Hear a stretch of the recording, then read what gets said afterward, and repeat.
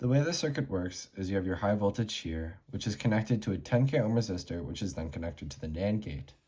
When the high voltage flows through the 10k ohm resistor and goes into the NAND gate, the output signal is high as we have two lows, which gets converted into a high by the NAND gate. This means that no current can flow, as this over here is already set to high, and there's a diode preventing any current flow in that direction. Now, when the button is pressed, this will change this high to a low because there is more low current than high current because of the 10k ohm resistor putting a load on plus voltage. When this is fed through, the low turns into a high, which then is fed through here because of the diode. It goes through the diode in this direction and then will power your load, or in this case, our LED. This circuit diagram over here is for the NAND gate oscillator. Over here, we have our analog input button, which connects to a NAND gate. This NAND gate goes through a glass diode, and you have your first resistor pair over here. This resistor pair will slowly drain the 10 microfarad capacitor so that this circuit does not continue oscillating forever.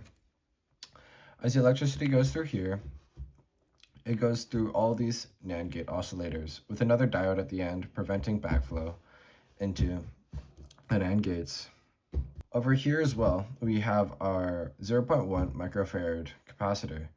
This capacitor controls the rate of oscillation within the circuit.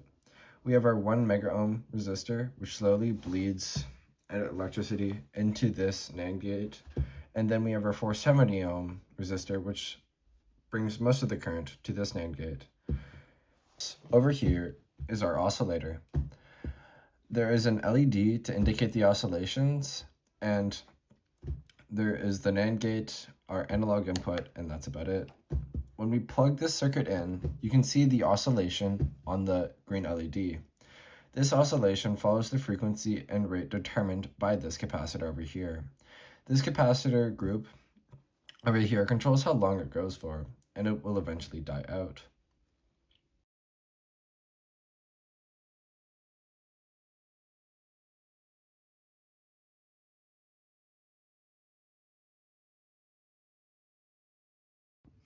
This part of the counting circuit has the 4017 decade counter. The 4017 decade counter circuit is over here with the NAND gate oscillator, the 4017 chip, and an array of LEDs to show the sequential output of the 4017 IC or integrated circuit based on the oscillation frequency of the NAND gate oscillator. Over here, we also have an extra divisible by 10. So once every single one of these fire, this output here is going to be going at 1/10 of the frequency of the oscillation over here. The chip, which is the 417 decade counter, can be seen over here with pins 1, 2, 3, 4, 5, 6, 7, 8, all the way up to 16. There are two power pins, one high voltage over here, which is pin 16, and one low voltage or ground, which is 8 over here. The outputs follow the order from 0 to 9, going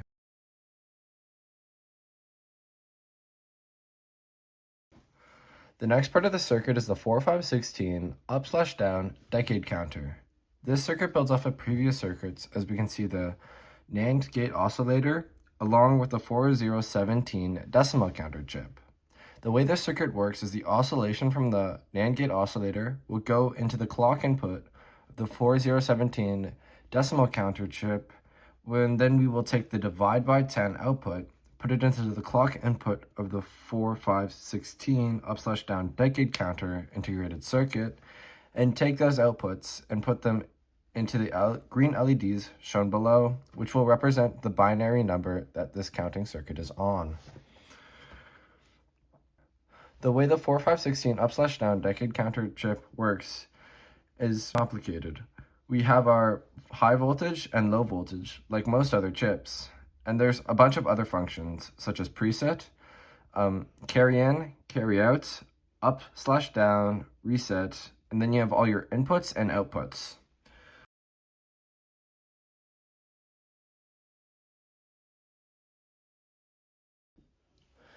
Here we have the final circuit. It incorporates all the other components within the counting circuit to make the final product. So over here we have the NAND gate oscillator, which gives the signal to the decimal counter, which divides the oscillation by 10. The divided oscillation will then go into the 4510 chip before going into the 4511 chip. The 4510 chip converts the oscillations into a binary output, and that binary output is put into the 4511 chip, which will then convert that binary output into something that can be read by the 7-segment display. This right here is the counting circuit PCB. It's an integrated circuit with all the different components made onto a single circuit board. We have our on and off feature over here, which will turn it on and off. We have our up-down feature over here, which will change the counting direction from up to down. And we also have silk screening for each of the different components. Over here, we have our NAND gate oscillator. Then we have our decade counter, our binary to decimal converter, and then we have our decoder. There are 2 resistor networks over here that connect the 7-segment display to the decoder. Over here we have a button that allows us to start the counting.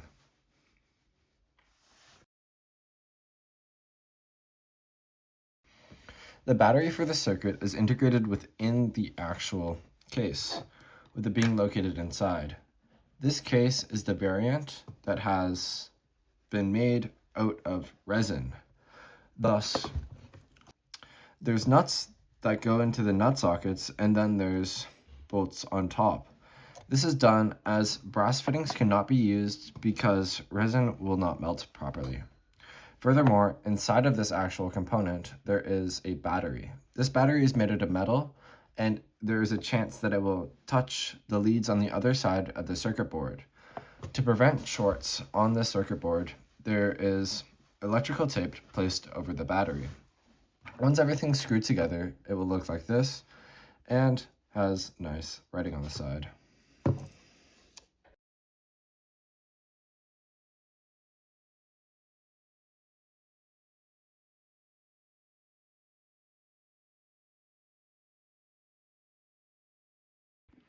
This is the dual decimal counting circuit.